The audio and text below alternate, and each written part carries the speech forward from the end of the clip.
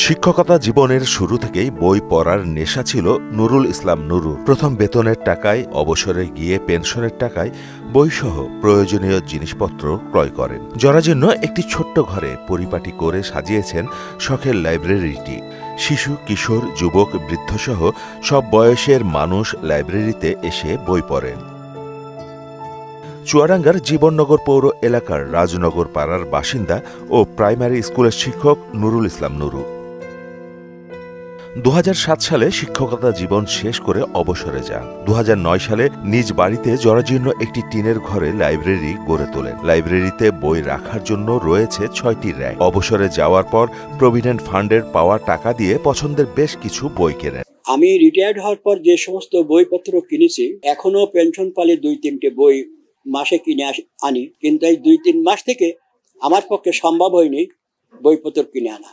তার কারণ আমি একটু দুর্বল হয়ে গেছি আর্থিক দিক দিয়ে। তা আমার এই মুহূর্তে সাহায্য সহযোগিতা করতেন, তা আমি এই পাঠাগারটাকে আরো বড় করতে পারতাম। বাজারে কোনো নতুন বই আসলে তিনি কেনার জন্য অস্থির হয়ে পড়েন। মাস শেষে পেনশনের যে টাকা পান তা দিয়েই বই কিনতে ছুটে চলেন লাইব্রেরিতে। আসলে বর্তমান দেখা যায় মানুষ টাকা পয়সা পালে নিজে পারিবারিক কাজে ব্যস্ত থাকে, কিন্তু তিনি যে মহান উদ্যোগ নিয়েছেন তার অবসর টাকা দিয়ে পারিবারিক কাজে না ব্যয় করে পাঠাগার করেছেন। সুদবিহীন ব্যাংকিং এ আত্মশুদ্ধির পথ এনআরবিসি ব্যাংকের ইসলামিক ব্যাংকিং আল আমিন। দেশ ও বিদেশের লেখকদের বিভিন্ন ধরনের বই রয়েছে এই লাইব্রেরিতে। ইসলাম ধর্ম বিষয়ক বই লাইব্রেরিতে বেশি রয়েছে। শিশুদের ছড়া, কবিতা, গল্পের বইও রয়েছে। নিজের হাতে করা লাইব্রেরিতে দিনের বেশিরভাগ সময় তিনি পার করেন। বইগুলো ঠিকঠাক গোছানো, মোছাসহ পরম যত্নে আগলে রাখেন। বর্তমান যে জেনারেশন, বলতে গেলে তো মানুষ বই পড়া ভুলেই গেছে। এখন মানুষ চায় যে মোবাইল ফোন থেকে খবর দেখা থেকে শুরু করে বই পড়ার কাজটাও সেরে নিতে চায়। তারা অবশ্যই এই জিনিসটা জানে না, বই পড়ার যে আসল মজা তারা সেটি অবশ্যই পায় না। আর বই পড়লে মানুষের মন ভালো থেকে সময় কাটে, খারাপ কাজ থেকে রেহাই পায়। এজন্য আমাদের বই পড়া উচিত এবং আমরা লাইব্রেরিতে বই পড়ব।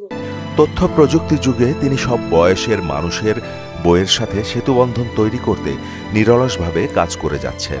লাইব্রেরিতে দিনের সময়ে বইপ্রেমীরা বই পড়তে আসেন। যারা বই পড়তে আসেন না তাদের পছন্দের বই বাড়ি অথবা প্রতিষ্ঠানে গিয়ে পৌঁছে দিয়ে আসেন। অনেক ধরনের বই নিয়ে আমি হচ্ছে ভূতের গল্প বই নিয়ে অনেক ধরনের বই, পছন্দের বই নিয়ে আবার পড়ি। এই লাইব্রেরিতে অন্যান্য বইয়ের পাশাপাশি শিশুদের ও অনেক বই আছে, সেখান থেকে আমি বই পড়ে অনেক কিছু শিখতে পেরেছি। তিনি নীরবে নির্ভীতে জ্ঞানের আলো ছড়াচ্ছেন।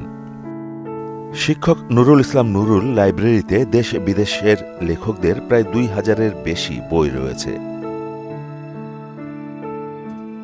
শিক্ষক নুরুল ইসলাম নুরু জ্ঞানের যে আলো ছড়াচ্ছেন তা ছড়িয়ে পড়ুক প্রজন্ম থেকে প্রজন্মে, এমন প্রত্যাশা সবার। মাহমুদ হোসেন, মোহনা ডিজিটাল।